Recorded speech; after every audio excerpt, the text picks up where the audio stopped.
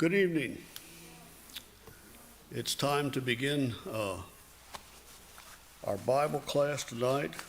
Just a couple of announcements. Before we begin, we want to remember Sister Patsy Strain, who is at home recovering from some surgery. And also Lily Dickinson is not going to be here this evening. She's sick with bronchitis. So let's remember them. Our condolences certainly go out to the Jackson family. And Sister Judy's service will be tomorrow at Rosemont Funeral Home. Visitation from 9 to 11, and then the service will be at 11 o'clock. And I do not have any other announcements than those. Before we begin, Tim Taylor, would you lead us in a word of prayer, please? Heavenly Father, we're thankful for this time that you have allotted us to come study your word. We ask that you be with Al as he presents the lesson to us, that he will do so with his ability, that we can all take and search your scriptures and learn the things, the principles, and the ideas that you want us to learn, that we might be more pleasing to you in the future than we have been in the past. We ask that you be with those that are sick, that you watch over them, and be with those that see under them, that they do just the things that will cause them to be restored to their health. We're especially mindful of Bobby and their family at this time, and we ask that you be with them and watch over them and let them find the comfort that lies within your word. Watch us now as we go into this lesson. Forgive us of our sins. In Christ's name that we pray. Amen. Amen. We had some technical difficulties on Sunday, and we were not able to live stream the lesson. So I'm going to spend just a few minutes kind of going over and hitting some of the high points from the Sunday morning class. This is lesson 8, a Christ worthy of more glory than Moses. We started out and we looked at the fact that God had instructed Moses to number the people here in the book of Numbers. And we saw how that the people were divided up into their tribes, and we noticed the men that was to be head of those tribes. We also noticed that we have been looking at this lineage that Christ, that the Messiah would come through, that the promise was made to Abraham that he would, his descendants would make a great nation, that they would have a land of their own to dwell in, and that through his descendants, all the nations of the earth would be blessed. We've seen that promise passed on to Isaac. We've seen that promise passed on to Jacob. And then we noticed that the promise of the Messiah, the promise of the seed that would lead them, was passed on through the tribe of Judah. And we had briefly talked about that in other lessons. We also briefly looked Sunday morning about the encampments of the tribes, how the tabernacle was set up in the center of the encampment, how the various segments of the tribe of Levi were camped around the tabernacle to keep people, to act as a buffer, to keep people from getting too close to the tabernacle and dying. And then we looked at this vast encampment of the Israelites that were surrounding the tabernacle, the Levites and the tabernacle itself. And we noted that when you added up all the numbers, there were 603,550 men of war that was listed. And now remember, that did not include women and children. This was individuals, this was males 20 years old. So you can just imagine how large that number got to be. We also looked at how God instructed Moses to number the Levites and how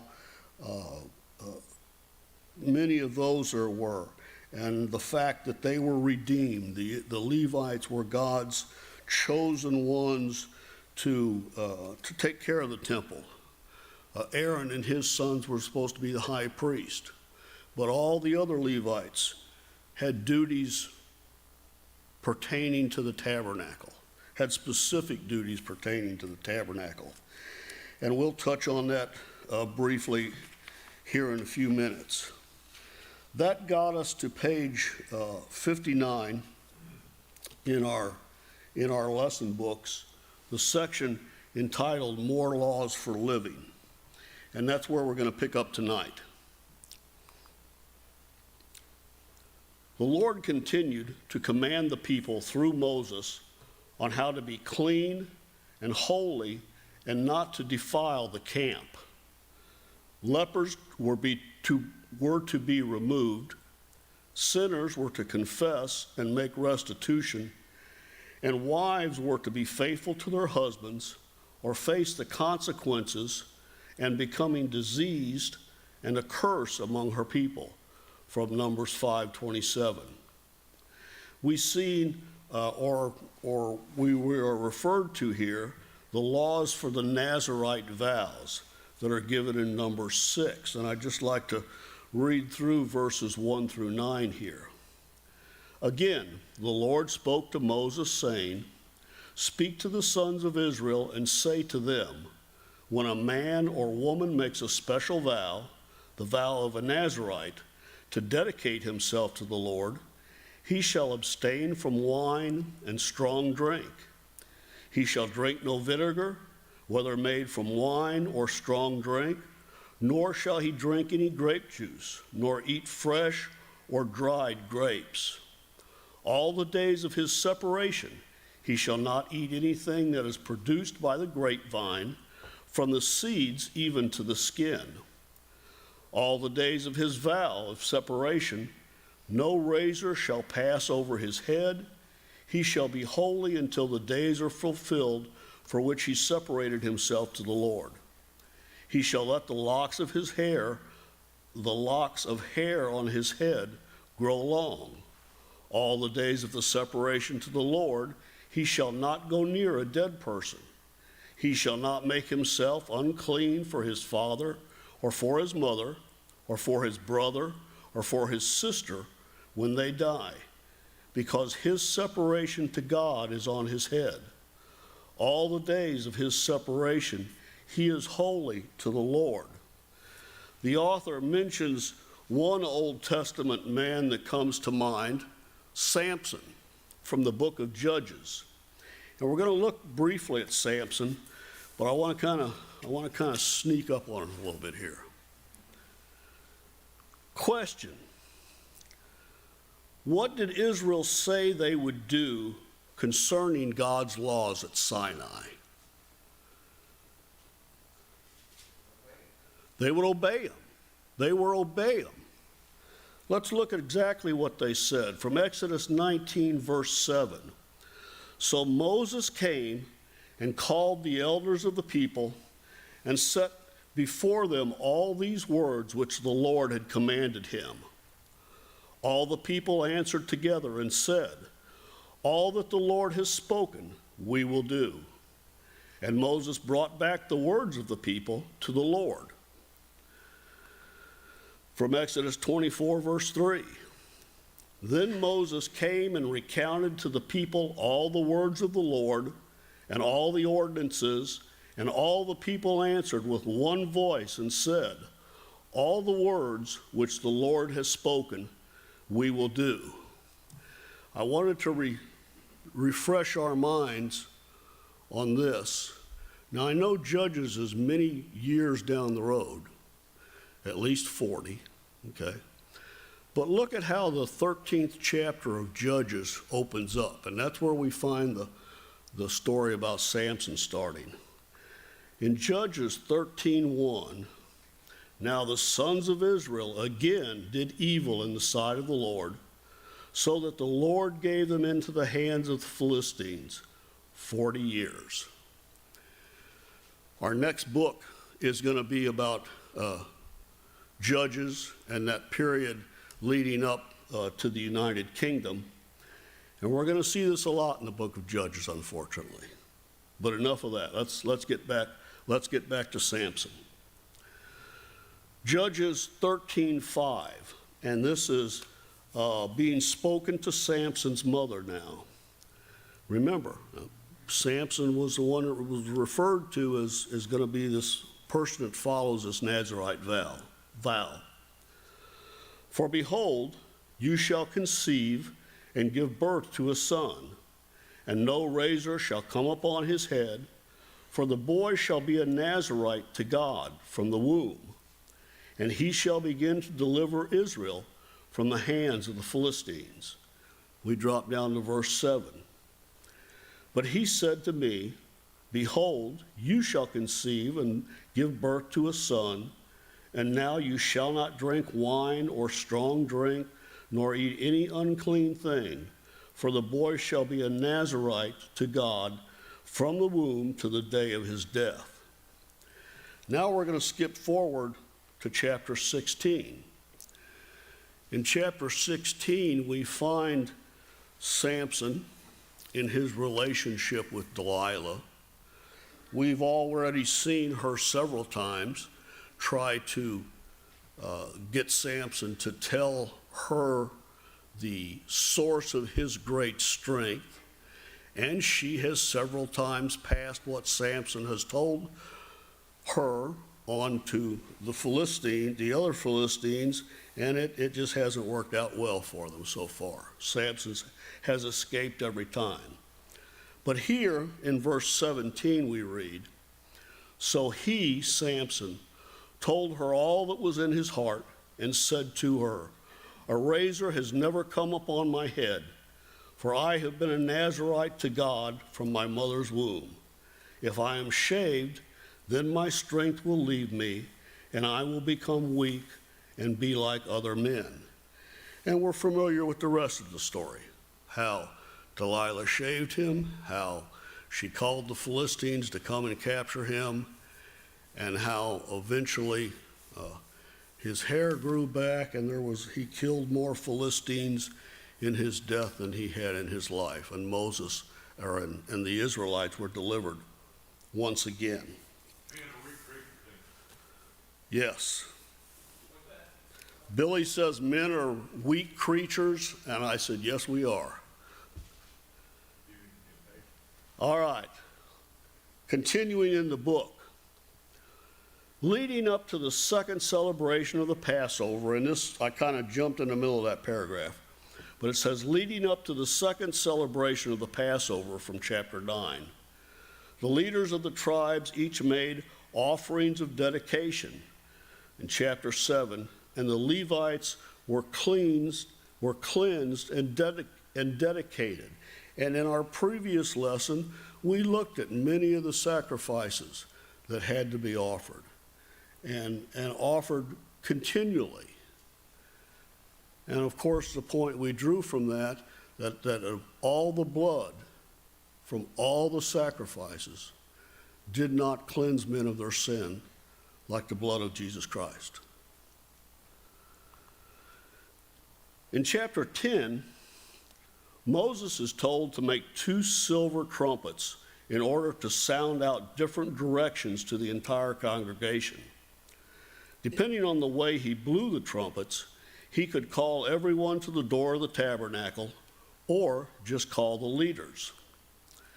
He could direct each company to advance in their journey or sound an alarm when they went to war against their enemies in the new land. The trumpets were also to be used during feast days, at the beginning of months, and over burnt offerings and sacrifices. The use of the trumpet call is mentioned in the New Testament as the final call for those in Christ to gather. And we have a section here, searching the scriptures, and we're on page 60 now if you're following in a workbook. Matthew 24, verses 30 through 31 says, "And then the sign of the Son of Man will appear in the sky, and then all the tribes of the earth will mourn, and they will see the Son of Man coming on the clouds of the sky with power and great glory. And he will send forth his angels with a great trumpet, and they will gather together his elect from the four winds, from one end of the sky to the other." 1 Corinthians 15, verse 32 says, "In a moment, in the twinkling of an eye, at the last trumpet, for the trumpet will sound, and the dead will be raised imperishable, and we will be changed." And we have some questions here to answer.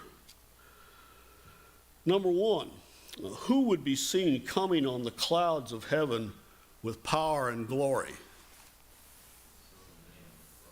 The Son of Man, or Christ. Number two, with what sound will he send his angels? Okay, the great sound of a trumpet. Number three, who will gather together from the four winds?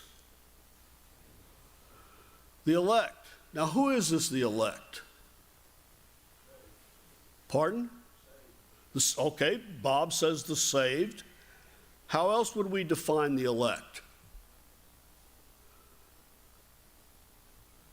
Those who believe in Jesus, those who obey Jesus, those who follow the commandments that God has laid out for us to conduct ourselves. Those that have been sanctified is another way to phrase it, as Gary puts it.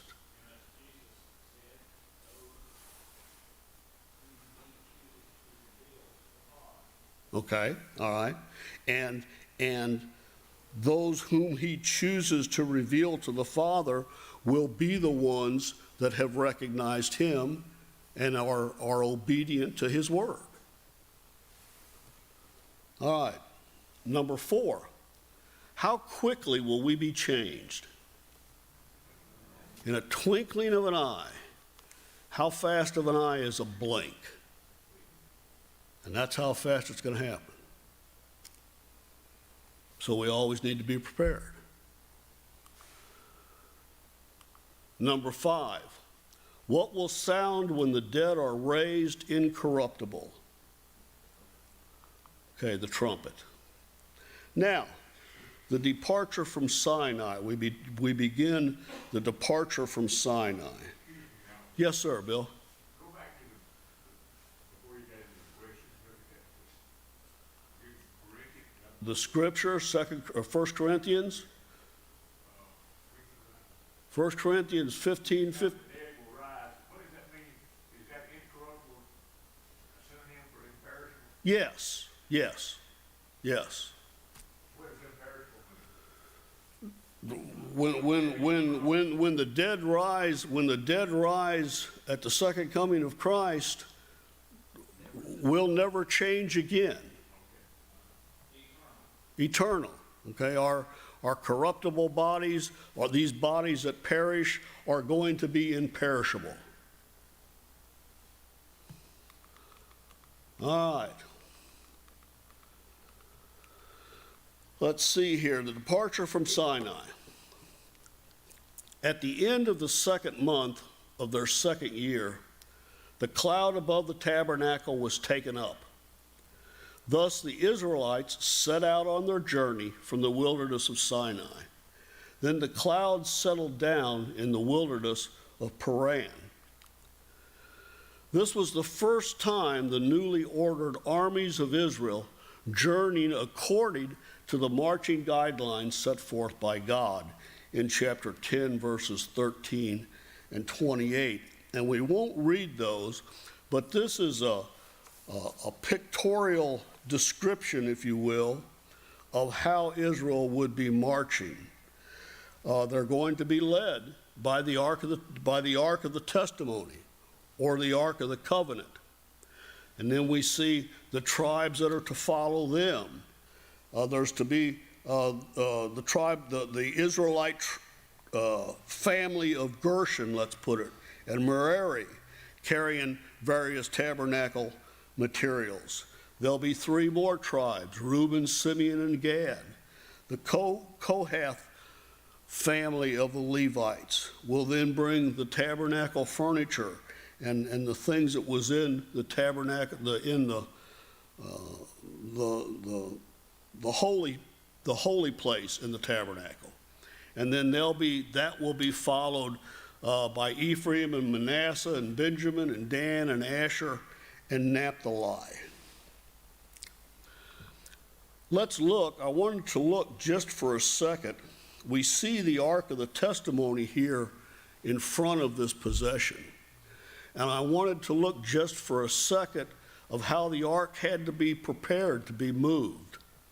From Numbers chapter 4, starting in verse 5, when the camp sets out, Aaron and his sons shall go in, and they shall take down the veil of the screen. This is the veil between the holy and the most holy place, and cover the ark of the testimony with it.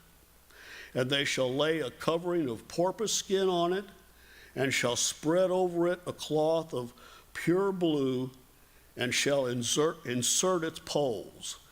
And that's the way the ark was supposed to be transported. And that's the only way the ark was supposed to be transported. If we review more in Numbers chapter 4, we'll see in verses 7 through 14 the instructions that Aaron and his sons had to follow before the Kothanites, I label them here relatives, could begin to prepare to move the tabernacle.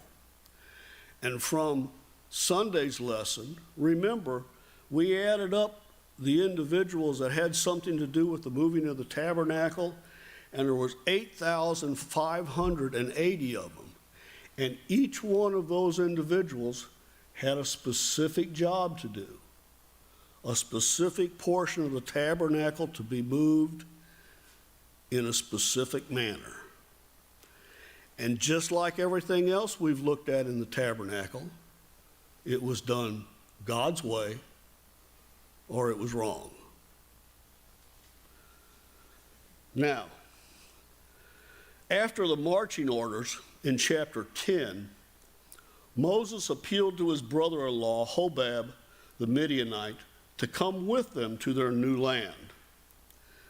We do not know whether or not he had been among them all this time, although we know that his father, Jethro, this is Moses' father-in-law, had departed to his own land in Exodus 18:27.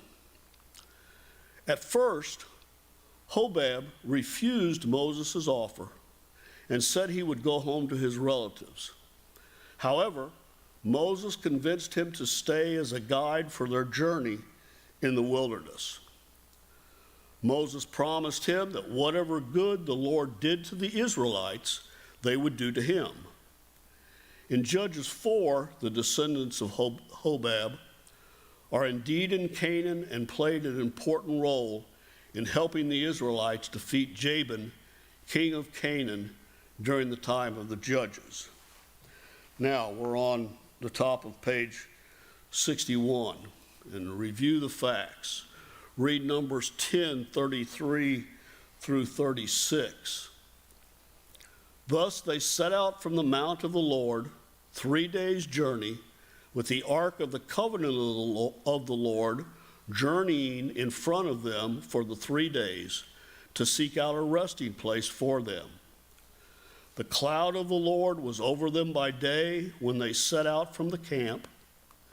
Then it came about when the ark set out that Moses said, "Rise up, O Lord, and let your enemies be scattered, and let those who hate you flee before you." When it came to rest, he said, "Return, O Lord, to the myriad thousands of Israel." And a couple of questions here. How many days does the Israelites journey? 3 days. What went in front of them during this journey? The Ark of the Covenant, the Ark of the Testimony, however you want to refer to it. And what was over them by day? The cloud of the Lord. What was over them by night? Fire, okay, or the cloud was lit by fire. All right, and then again we have Moses' statements. Rise up, O Lord, and let your enemies be scattered, and let those who hate you flee before you, when the ark started moving. And then when the ark came to rest, return, O Lord, to the myriad thousands of Israel, from Numbers 10:36. Our next section here on page 61 is entitled, "The People Complain." And unfortunately, this is something we see the Israelites doing fairly frequently, and it's something that it should teach us, to be careful about. Of course, none of us would ever complain, right? All right, the people complain. The Lord heard complaining among the people and consumed some of them with fire on the skirts of the camp. Moses' prayer was answered, and the fire was put out. This was only the beginning. The mixed multitude among them from Egypt began to complain about the manna and not having meat to eat, saying, "Why did we ever leave Egypt?" From chapter 11, verse 20.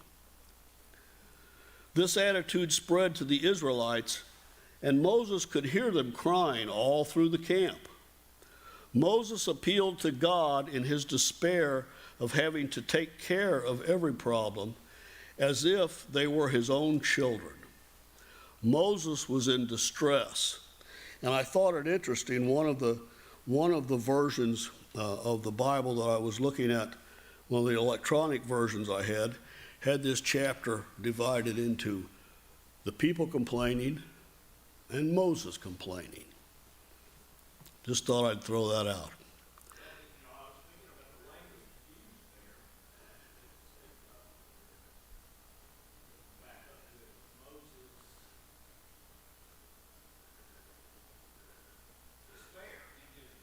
Okay. Aggravation, we might use the term.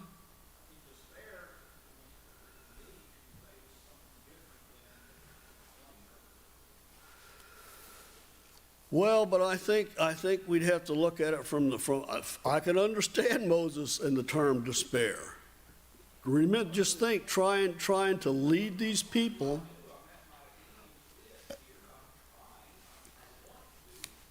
And I think that's what Moses is trying to convey here. Let's look at the statement here and fill in the blanks from chapter 11, verses 14 and 15. This is Moses speaking.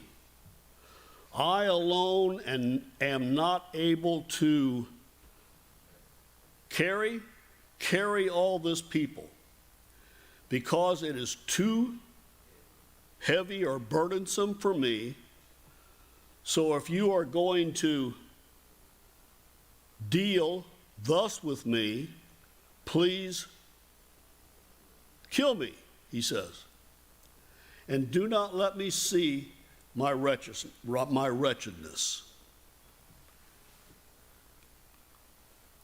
In answer to Moses' plea, God took 70 elders of Israel and filled them with the Spirit so they could help Moses bear the burdens of the people. These chosen men prophesied on this one occasion. but never again. Moses welcomed the help. And as I read through this, I couldn't help thinking about the last time that Moses needed some help. Thinking about the counsel that his father Jethro gave him back at Mount Sinai. Let's just look at this real quick from Exodus 18, verses 17 through 26. Moses' father-in-law said to him, "The thing that you are doing is not good." Now, this was when Moses was trying to take care of everybody's complaint. "You will surely wear out both yourselves and these people who are with you, for the task is too heavy for you. You cannot do it alone. Now listen to me, and I will give you counsel, and God be with you. You be the people's representative before God, and you bring the disputes to God. Then teach them the statutes and the laws, and make known to them the way in which they are to walk and the work they are to do. Furthermore, you shall select out of all the people able men who fear God, men of truth, those who hate dishonest gain, and you shall place these over them as leaders of thousands, of hundreds, of fifties, and of tens. Let them judge the people at all times, and let it be that every major dispute they will bring to you, but every minor dispute they themselves will judge. So it will be easier for you, and they will bear the burden with you.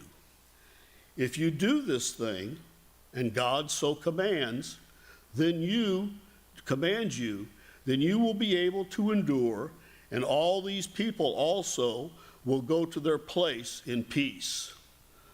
So Moses listened to his father-in-law and did all that he had said. Moses chose able men out of all Israel and made them heads over the people, leaders of thousands, of hundreds, of fifties, and of tens. They judged the people at all times. The difficult disputes they would bring to Moses, but every minor dispute they themselves would judge. Now, let's look at the facts here or review the facts from Numbers 31 through 35. And here's the passages. "Now there went forth a wind from the Lord, and it brought back," and remember now, they're complaining about not having meat to eat. "Now there went forth a wind from the Lord, and it brought quail from the sea, and let them fall beside the camp, about a day's journey on this side, and a day's journey on the other side, all around the camp, and about 2 cubits deep on the surface of the ground. The people spent all day and all night and all the next day and gathered the quail. He who gathered least gathered 10 homers, and they spread them out for themselves all around the camp. While the meat was still between their teeth, before it was chewed, the anger of the Lord was kindled against the people, and the Lord struck the people with a very severe plague. So the name of that place was Kibroth Hattaavah, because there they buried the people who had been greedy. From Kibroth Hattaavah, the people set out for Hazroth, and they remained at Hazroth." Now, our questions. What went out from the Lord to bring up quail from the sea? A wind. How many quail were around the camp?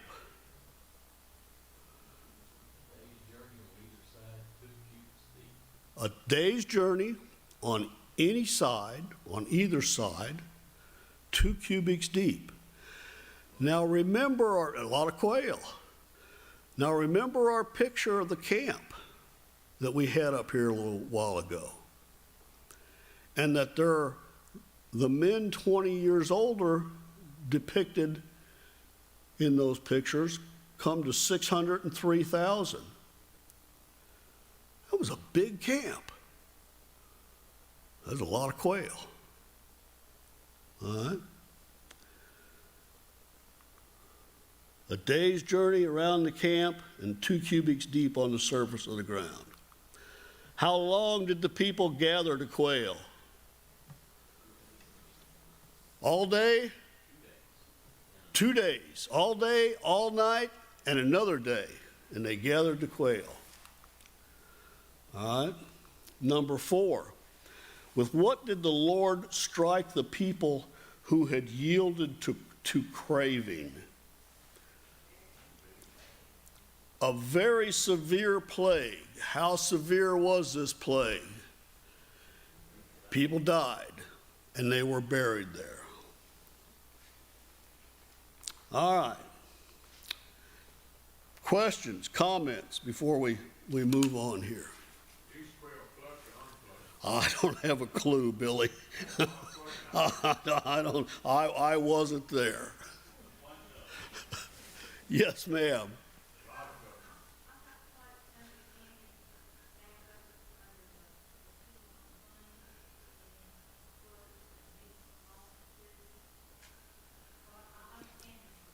Right.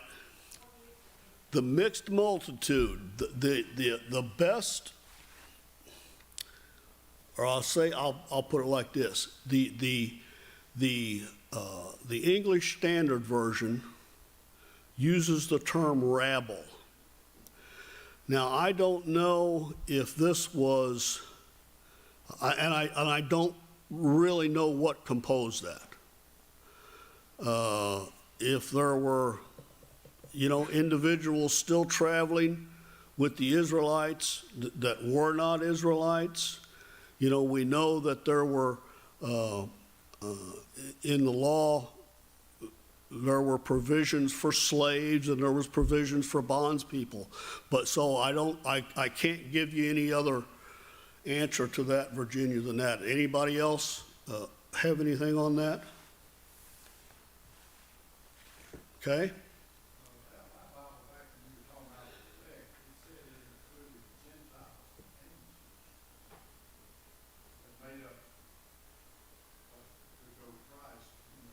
Oh, well, yeah, most certainly. And all of us are Gentiles are very, very happy for that fact. The elect it's talking about in the last day are all the nations of the world that have been blessed, okay, by Christ. But it's whether you're Jew or Gentile, you still have to believe that Jesus is the Christ. You still have to follow his ordinances to be the elect. Yes. I think that's the key. And any of those, whether you're Jew, whether you're Gentile, whatever you are, any nation, if you're obedient to Christ and to his laws and his testimony, then You are part of the elect, absolutely. Be mindful that Jesus did not pay the price for the sins after him only, before and after. Yes, absolutely, absolutely. Okay, anything else? Sir. One more point on this about, Moses complaining. And he was. We can see that he was. And I know he had a lot on him. But we need to learn something from that. And the thing that we need to learn is there's really no place in complaining about the job that God has given us. Because any job that God has given us, he's also given us the tools and the wherewith to do it. We just need to have enough faith and enough perseverance and enough stick-to-itiveness to finish the job. And don't get, because we all get to a point in our lives where we're in despair or whatever. We don't need to lose hope of that. Because end of the day, God is in charge. He was in charge then. He is in charge now. And we just need to look to him.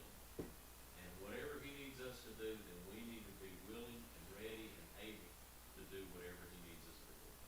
Excellent, excellent point. You mentioned the word grape. Who does that apply to and what does that mean? That was the word used in place of this mixed multitude in the New American Standard Version. And I don't know what, to me, it would be, the logical thing would be that these would be maybe some Egyptians and some other nationalities of people that had come with them, because they obviously had other people there. They had gone through other lands, they had, just in their journey, and other people would have probably, and I don't know that for a fact, but I'm just saying. But that's what we would think. That I'm sure there were other people that would have, and they wouldn't have been, like a indoctrinated Jew, okay? They wouldn't have that foresight that the Jews actually had, the Israelites had. Tim's going to straighten it all out for us. Google says Google says, oh boy. rabble is a disorderly crowd or a mob. Okay, rabble, according to Google, is a disorderly crowd or a mob. And you can see that in these people confronting Moses.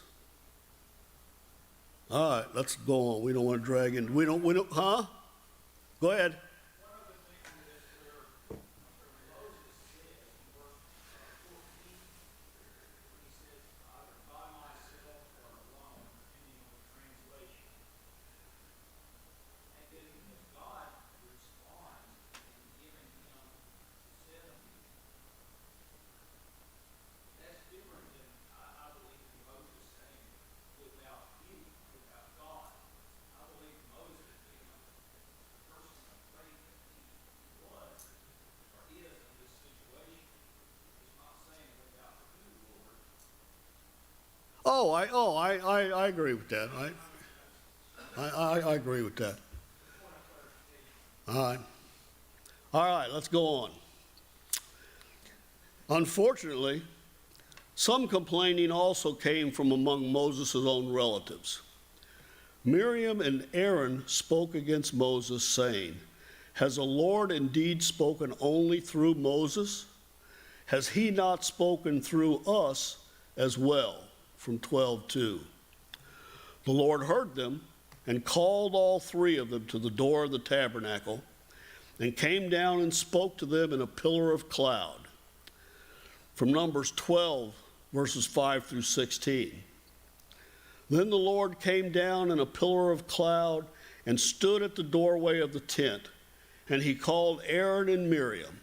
When they had both come forward, he said, hear now my words. If there is a prophet among you, I, the Lord, shall make myself known to him in a vision. I shall speak with him in a dream. Not so with my servant Moses. He is faithful in all my household. With him I speak mouth to mouth, even openly, and not in dark sayings. And he beholds the form of the Lord. Why then were you not afraid to speak against my servant Moses?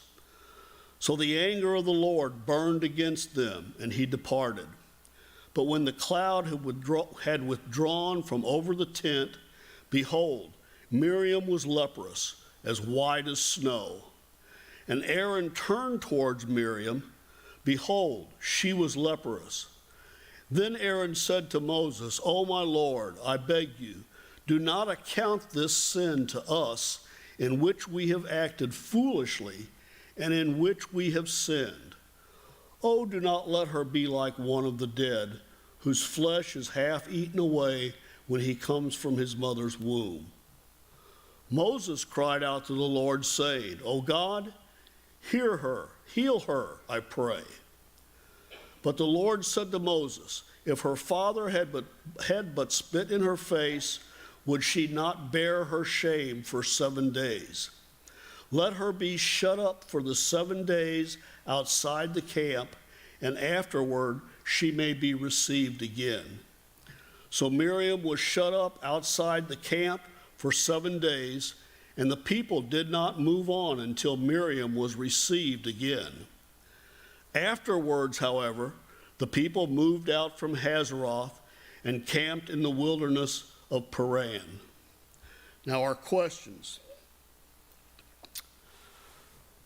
Who did God call to come forward at this time? Okay? Aaron and Miriam. How did God show himself to the prophets? In a vision. In a vision or in a dream.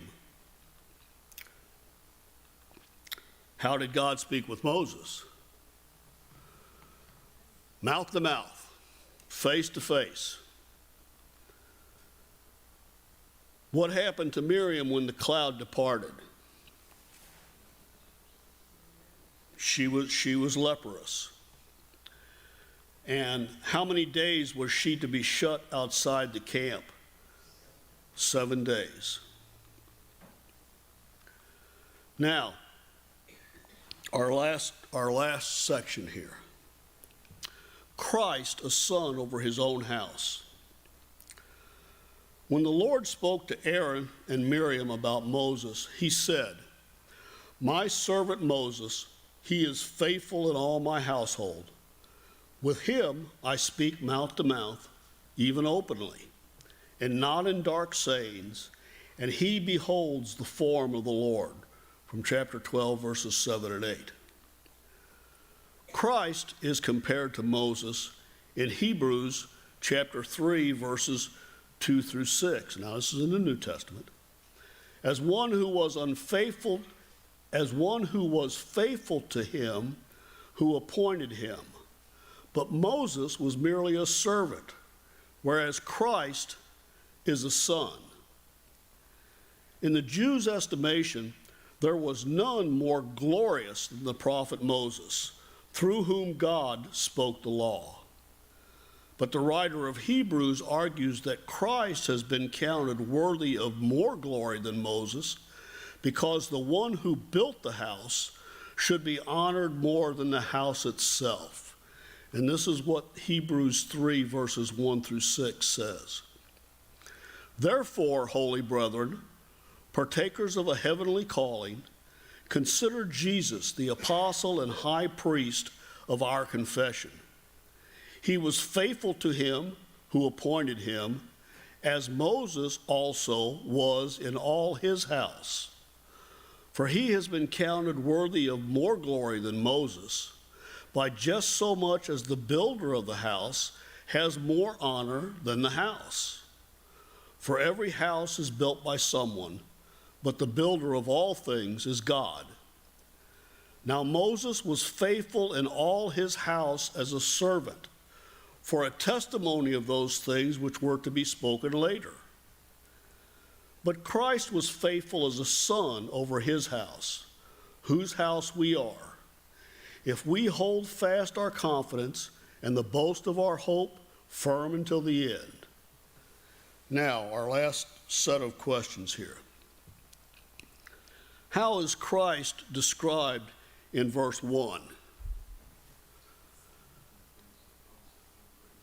Okay, as the apostle and high priest of our confession. Who appointed Christ over his house? God did, the Father. Was Moses a builder of the house or part of what was built? Okay, part of what was built.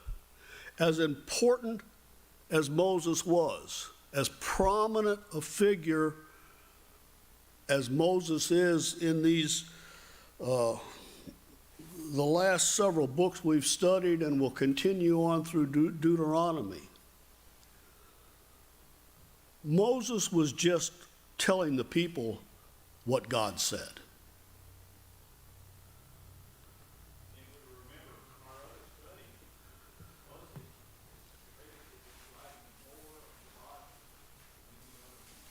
Okay, all right. Now, how is Moses described in verse 5? As faithful in all his house as a servant. And how is Christ described? Okay, faithful as a son over his house. And then we have the last question, whose house are we if we hold firm to the end? We are Christ. We're in Christ's house. That made me think of another passage here and another thing. First of all, 1 Timothy 3, verses 14 through 16. Now, this isn't in your workbook. This is Paul writing to Timothy. I am writing these things to you, hoping to come to you before long. But in case I am delayed, I write so that you will know how one ought to conduct himself in the household of God, which is the church of the living God, the pillar and support of the truth. By common confession, great is the mystery of godliness. He who was revealed in the flesh, was vindicated in the spirit, seen by angels, proclaimed among the nations, believed on in the world, and taken up in glory. Speaking of Christ. The book goes on. Furthermore, it was a great acknowledgement of God's love for Moses that he allowed Moses to see his very form. But nonetheless, there were limitations that prevented Moses from seeing his face. Christ is described as in the very bosom of the Father. And that reminded me of another section when we see the transfiguration of Jesus in Matthew 17, verses 1 through 5. 6 days later, Jesus took with him Peter and James and John, his brother, and led them up on a high mountain by themselves.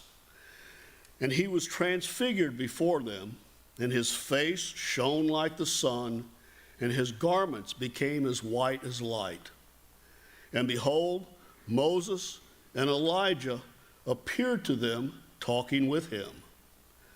Peter said to Jesus, Lord, it is good for us to be here.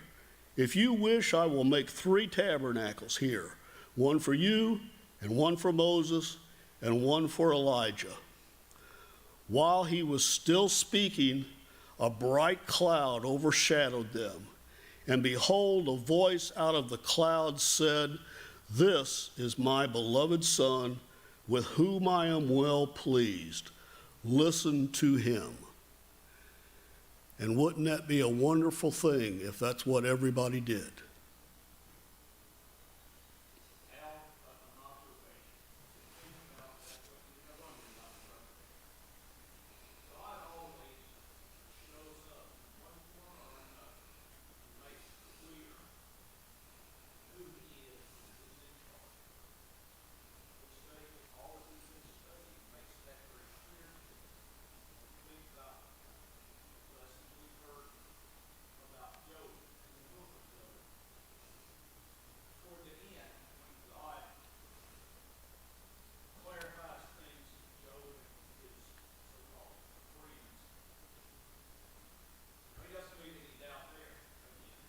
That's correct.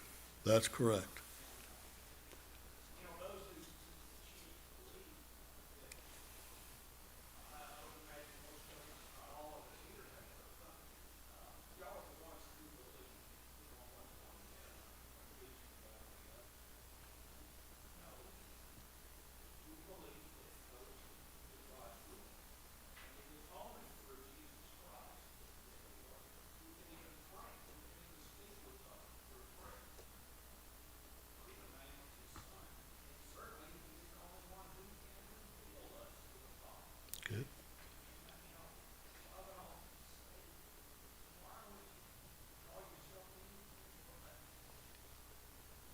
Okay.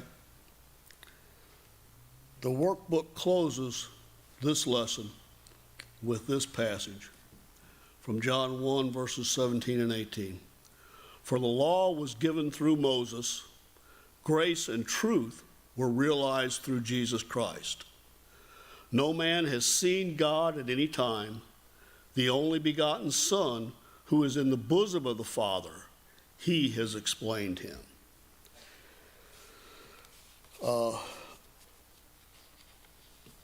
And that's it. Thank you all for your attention and your help tonight. I did fail to earlier. Let's not forget Melinda and her treatments in Nashville.